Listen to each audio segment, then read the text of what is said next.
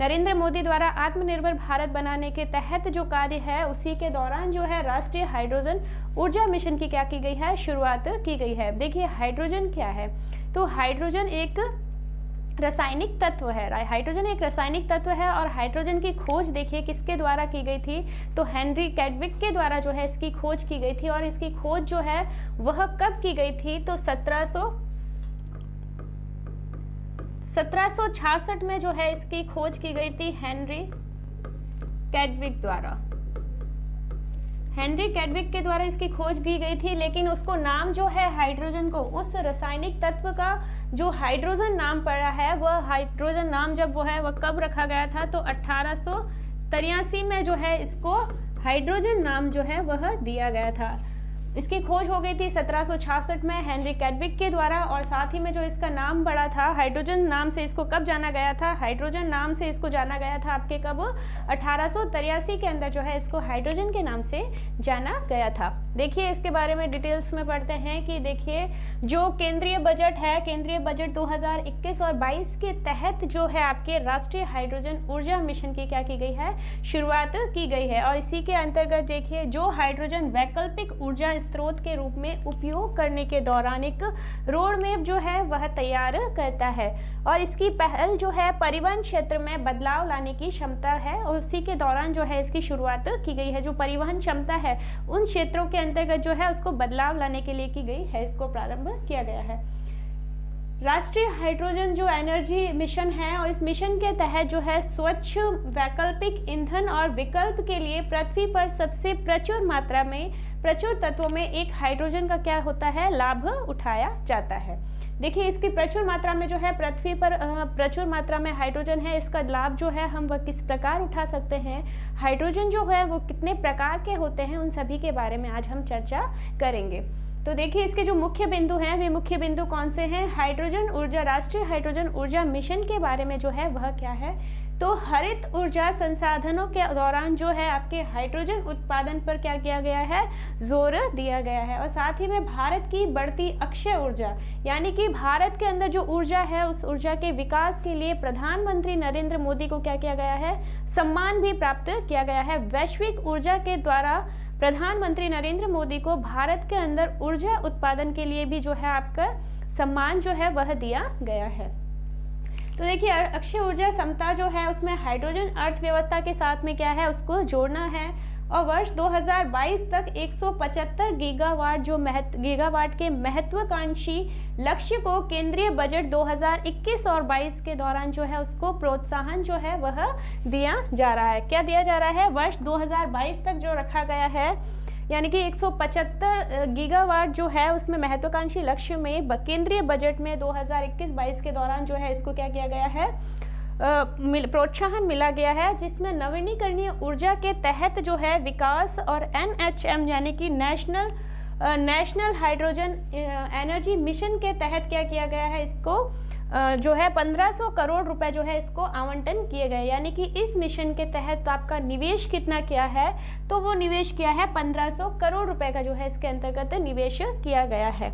अगला देखिए, हाइड्रोजन का उपयोग न केवल भारत को पेरिस समझौते के तहत अपने उत्सर्जन के लक्ष्यों को प्राप्त करने में सहायता करेगा। देखिए हाइड्रोजन का उपयोग है वह किस प्रकार जो है सहायता प्राप्त करेगा, जिसके अंतर्गत देखिए जो पेरिस समझौता हुआ था, पेरिस समझौते के उत्सर्जन के दौरान सहायता करेगा, बल्कि जीवाश्म ईंधन की आयात में भी क्या है, कमी करेगा।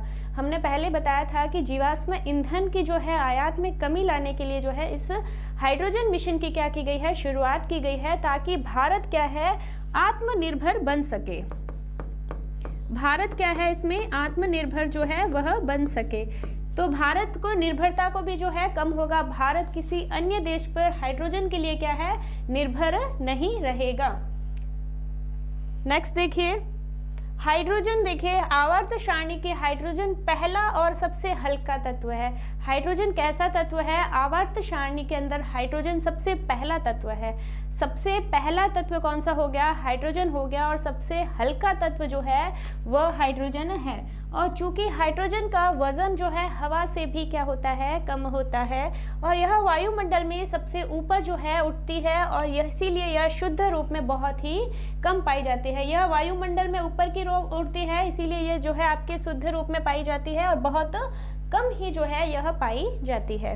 अगला देखिए, मानक तापमान और दबाव पर हाइड्रोजन में गैर विषाक्त अधातु और गंधहीन, स्वादहीन व रंगहीन अत्यधिक ज्वलनशील द्विपरमाणु गैस है। क्या है ये? आपका अधातु, गंधहीन, स्वादहीन, रंगहीन व अत्यधिक ज्वलनशीलता जो द्वारा है आपके द्विपरमाणु क्या है? गैस है। नेक्स्ट देखिए, हाइड्रोजन ईंधन में एक शून्य उत्सर्जन ईंधन है, यानी कि ऑक्सीजन के साथ जो है दहन के दौरान क्या होता है? आपके यह शून्य उत्सर्जन ईंधन के रूप में कार्य करता है। इसका उपयोग जो है फ्यूल सेल या हो गया आंतरिक दहन इंजन के अंतर्गत किया जाता है। यह आपका अंतरिक्ष यान प्रणोदन के दौरान जो है ईंधन के रूप में भी क्या है? उपयोग किया जाता है। जो आपका हाइड्रोजन है उसको ऑक्सीजन के साथ में कार्य करके आपके क्या हो जाता है? फ्यूल सेल व आंतरिक दहन इंजन के रूप में भी जो है हम उसको क्या कर सकते हैं? उपयोग में ला सकते हैं। तो देखिए, जो अंतरिक्ष यान प्रणोदन के लिए ईंधन के रूप में हम उसका क्या है? कार्य कर सकते हैं। नेक्स्ट देखिए, हाइड्रोजन के प्रकार जो हैं, हाइड्रोजन कितने प्रकार के होते हैं? तो हाइड्रोजन देखिए 3 प्रकार के माने गए हैं, ग्रे हाइड्रोजन, ब्लू हाइड्रोजन और हरित हाइड्रोजन। तो देखिए, जो ग्रे हाइड्रोजन होते हैं वे किस प्रकार के होते हैं? तो देखिए, भारत में होने वाले हाइड्रोजन उत्पादन में सबसे ज़्यादा जो होता है ग्रे हाइड्रोजन का उत्पादन होता है। अगर आपसे पूछ लिया जाए कि भारत के अंदर सर्वाधिक जो उत्पादन होता है हाइड्रोजन का, वो कौन से हाइड्रोजन का उत्पादन होता है? तो वह हो गया आपका ग्रे हाइड्रोजन का सर्वाधिक उत्पादन कहाँ होता है? भारत के अंदर होता है। इसे हाइड्रोकार्बन यानी जीवाश्म ईंधन और प्राकृतिक गैस से निकाला जाता है। जीवाश्म ईंधन से और प्राकृतिक गैस से जो है आपके ग्रे हाइड्रोजन को निकाला जाता है और इसका उत्पाद क्या है? वो हो गया CO2 जो है उसका उपोत्पाद है। नेक्स्ट देखिए, जो ब्लू हाइड्रोजन है, ब्लू हाइड्रोजन क्या है? यह जीवाश्म ईंधन से प्राप्त होता है। हाइड्रोजन आपको किससे प्राप्त होता है? वह जीवाश्म ईंधन से प्राप्त होता है। और भारत जो है जीवाश्म ईंधन का क्या करता है? आयात करता है। और उसी के दौरान जीवाश्म ईंधन का आयात करता है और उसी के दौरान जो है भारत को आत्मनिर्भर बनाने के लिए इस मिशन की क्या की गई है? शुरुआत की गई है। तो ब्लू हाइड्रोजन क्या है? देखिए, ब्लू हाइड्रोजन भी जो है आपके जीवाश्म ईंधन से प्राप्त होता है। इसके उत्पादन में उपोत्पाद को सुरक्षित रूप से संग्रहित किया जो है वह कर लिया जाता है। अतः यह जो है आपके ग्रे हाइड्रोजन की तुलना में क्या है? बेहतर है। यानी कि अगर पूछ लिया जाए कि ग्रे हाइड्रोजन और ब्लू हाइड्रोजन के अंदर जो है कौन सा बेहतर आपका हाइड्रोजन माना जाता है, तो वो कौन सा माना जाएगा? ब्लू हाइड्रोजन जो है वह ग्रे हाइड्रोजन की तुलना में बेहतर है। इसका उपोत्पाद कौन सा है? तो इसका उपोत्पाद जो है CO है और CO2 है जो ये इसका उपोत्पाद है। नेक्स्ट है आपका हरित हाइड्रोजन के बारे में बात करते हैं। तो हरित हाइड्रोजन है, इसके उत्पादन में अक्षय ऊर्जा यानी कि आपका क्या हो गया? जैसे सौर या पवन ऊर्जा, अक्षय ऊर्जा के दौरान जो सौर ऊर्जा है या पवन ऊर्जा का जो है वह उपयोग किया जाता है। सॉरी। इसके तहत विद्युत द्वारा जल जो है H2O और हाइड्रोजन में H और ऑक्सीजन का O2 जो है उसमें विभाजित किया जाता है। इसको अगर विद्युत जल के लिए है हाइड्रोजन और साथ ही में ऑक्सीजन और हाइड्रोजन को दोनों को क्या कर दिया जाता है? विभाजित कर दिया जाता है। और इसका उपोत्पाद क्या है? तो इसका उपोत्पाद जो है जल है और जल वाष्प है। क्योंकि ये देखिए विद्युत द्वारा जो है जल यानी जो जल प्राप्त होता है विद्युत द्वारा और उसी के दौरान जो H2O है और H2O किसका संग्रहित रूप है? वह है आपका हाइड्रोजन व ऑक्सीजन, इन दोनों का संग्रहित रूप है H2O और उन दोनों को विभाजित करके जो है हरित हाइड्रोजन जो है इसकी प्राप्ति होती है। हरित हाइड्रोजन क्या है? यह सौर या पवन ऊर्जा के दौरान जो है यानी कि अक्षय ऊर्जा के दौरान जो है इसका उपयोग किया जाता है। पूछ लिया जाए कि हरित हाइड्रोजन है उसका उपयोग कहाँ पर किया जाता है, तो सौर ऊर्जा यानी कि आपके सौर संयंत्र के रूप में इसका उपयोग किया जाता है। नेक्स्ट देखिए, एशिया प्रशांत का रुख। एशिया प्रशांत के उपमहाद्वीप में जो है जापान और दक्षिणी कोरिया में हाइड्रोजन नीति बनाने के मामले में पहले पायदान पर है। देखिए, जो एशिया प्रशांत उपमहाद्वीप में जापान और दक्षिणी कोरिया है, यह आपके हाइड्रोजन नीति बनाने के मामले में पहले पायदान पर है। अगला है, वर्ष 2017 में जापान में बुनियादी हाइड्रोजन रणनीति तैयार की गई है, जो इस दिशा में वर्ष 2030 तक कार्य योजना निर्धारित करती है, जिसके तहत एक अंतर्राष्ट्रीय आपूर्ति श्रृंखला की भी क्या है, स्थापना की गई है। नेक्स्ट देखिए, दक्षिणी कोरिया ने अपनी हाइड्रोजन अर्थव्यवस्था विकास और हाइड्रोजन को सुरक्षित बंधन अधिनियम 2020 के तत्वाधान में हाइड्रोजन परियोजना तथा हाइड्रोजन फ्यूल सेल उत्पादन इकाइयों का क्या किया गया है, संचालन किया गया है। देखिए, जो हाइड्रोजन फ्यूल सेल है, हाइड्रोजन फ्यूल सेल और आपका कौन सा हो गया, जो हाइड्रोजन की परियोजनाएं हैं, हाइड्रोजन परियोजनाएं और हाइड्रोजन का फ्यूल सेल है, इसका उत्पादन का इकाई जो है, इसका उत्पादन कहाँ पर किया जा रहा है, तो दक्षिणी कोरिया में जो है कौन से अधिनियम के तहत किया जा रहा है, तो हाइड्रोजन का सुरक्षित बंधन अधिनियम 2020 के तहत जो है आपका यह कार्य किया जा रहा है। अगला देखिए, दक्षिणी कोरिया ने हाइड्रोजन का आर्थिक संवर्धन और सुरक्षा नियंत्रण जो अधिनियम है वह पारित किया है, ताकि इसके दौरान जो है 3 मुख्य क्षेत्र हैं, हाइड्रोजन वाहन, चार्जिंग स्टेशन और फ्यूल सेल से संबंधित है। यानी कि दक्षिण कोरिया के अंतर्गत जो हाइड्रोजन है, उस हाइड्रोजन का उपयोग है वह किसके लिए किया जा रहा है, वह देखिए 3 मुख्य क्षेत्रों में सर्वाधिक उपयोग किया जाता है। 3 मुख्य क्षेत्रों में जो है हाइड्रोजन का सर्वाधिक उपयोग किया जा रहा है। चार्जिंग स्टेशन हो गया आपका, हाइड्रोजन के वाहन हो गए, और साथ ही में जो है फ्यूल सेल संबंधित जो है यह सभी इसके लिए कार्य कर रहा है। इस कानून का उद्देश्य जो है हाइड्रोजन मूल्य निर्धारित प्रणाली में क्या है, पारदर्शिता लाना, यानी कि उसके मूल्य है, उन मूल्यों में क्या है, पारदर्शिता लाने के लिए जो है इसका उपयोग किया जा रहा है। अगला देखिए, भारतीय संदर्भ में यानी कि भारत के संदर्भ में जो हाइड्रोजन है वह किस प्रकार है, उसका किस प्रकार से उपयोग किया जा रहा है, वह सभी देखते हैं। तो देखिए, भारत में अपनी अनुकूल भौगोलिक परिस्थिति को प्रचुर मात्रा में प्राकृतिक जो तत्व हैं वह उपस्थिति के कारण हरित हाइड्रोजन की जो है भारी बढ़त है।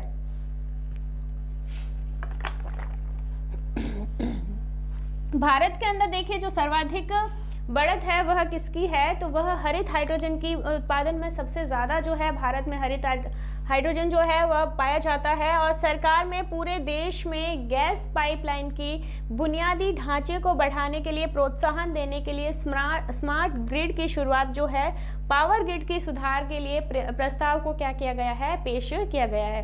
हाइड्रोजन को अत्यधिक उपयोग के लिए स्मार्ट ग्रिड और साथ ही जो है पावर ग्रिड में सुधार के लिए इस प्रस्ताव को क्या किया गया है, पेश किया गया है। वर्तमान में ऊर्जा मिशन नवीकरणीय जो है आपके प्रभावी ढंग से एकीकृत करने के दौरान जो है इस तरह के क्या है कदम उठाए जा रहे हैं।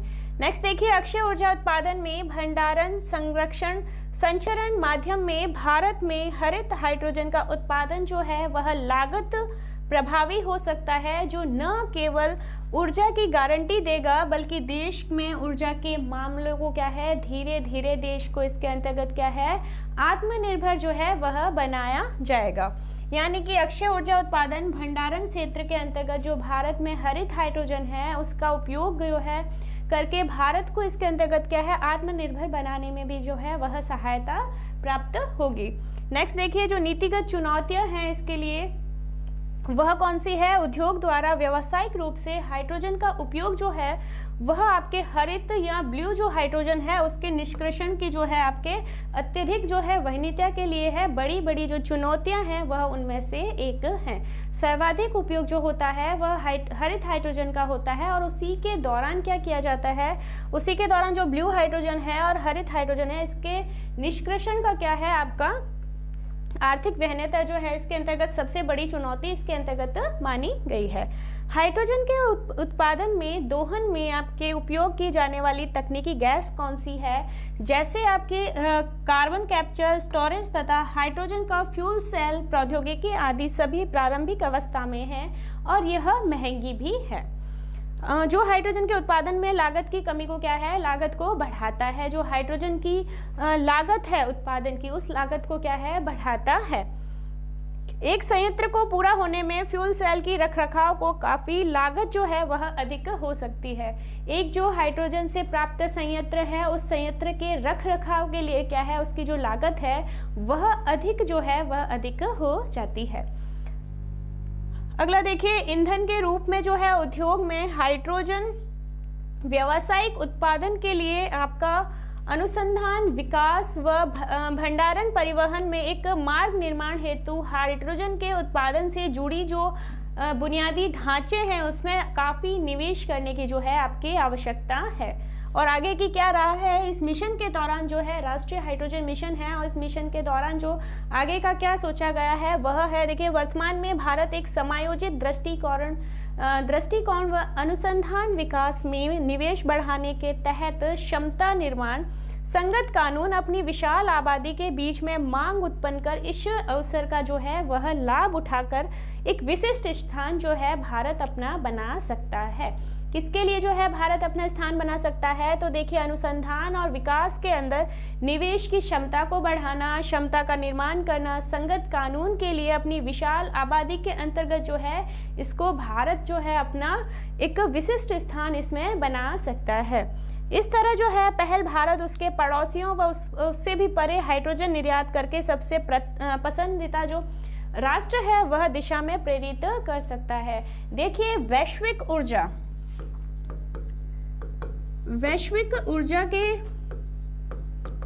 ऊर्जा संगठन में जो है आपके क्या किया गया है? प्रधानमंत्री नरेंद्र मोदी को क्या है? सम्मान प्राप्त दिया गया है। इसी के दौरान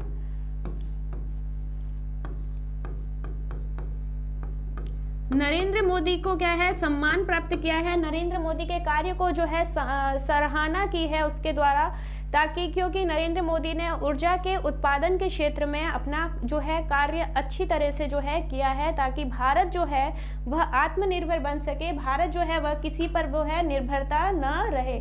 इसीलिए जो है इसकी क्या की गई है? शुरुआत की गई है।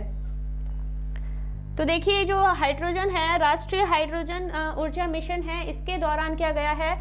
इसको बजट के अंदर पेश किया गया है। इस मिशन की शुरुआत जो है बजट में की गई है। 1766 में जो है हाइड्रोजन की खोज की गई थी हेनरी कैडविक के द्वारा, और 1883 में जो है आपको इसके हाइड्रोजन का जो है वह नाम दिया गया था। और यह देखिए, यह सर्वाधिक मिशन है। इस मिशन का प्रमुख जो उद्देश्य है वह उद्देश्य क्या है? भारत को इसके अंतर्गत क्या है? आत्मनिर्भर बनाना इसका उद्देश्य रखा गया है।